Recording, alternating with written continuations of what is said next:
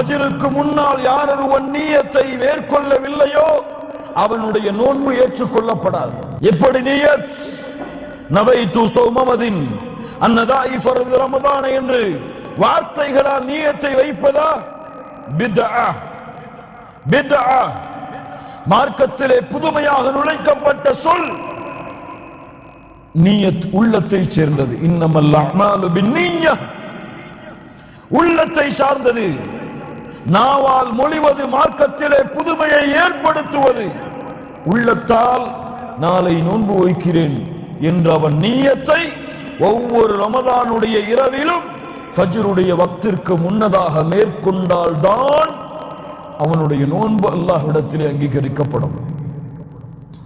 ஆனால் இந்த நிய்யா நஃபிலான நோன்புகளுக்கு கிடையாது. நஃபிலான நோன்புகளுக்கு ஃபஜ்ர் வக்துக்கு முன்னால் நியத்தை வைக்க வேண்டும் என்பது ரமதானுடைய மாதத்திற்கு மட்டும்தானே தவிர எதற்கு கிடையாது. எதற்கு கிடையாது?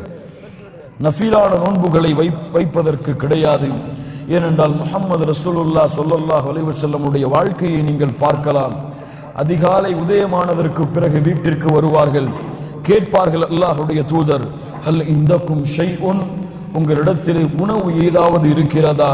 குல்னா லா, நாங்கள் இல்லை என்று சொல்லுவோம். அல்லாஹ்வுடைய தூதர் சொல்லுவார்கள், ஃபஇன்னி இதன் ஸாயிம், அப்படி என்றால் நான் நோன்பாளி. இது எதற்கு?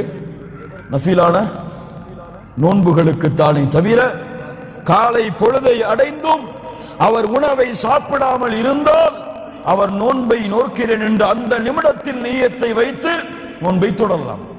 ஆனால் ரமதானுடைய மாதத்துடைய நோன்பிற்கு ஒவ்வொரு ஃபஜ்ருடைய தொழுகைக்கு முன்னாலும் நியத் அவசியம்.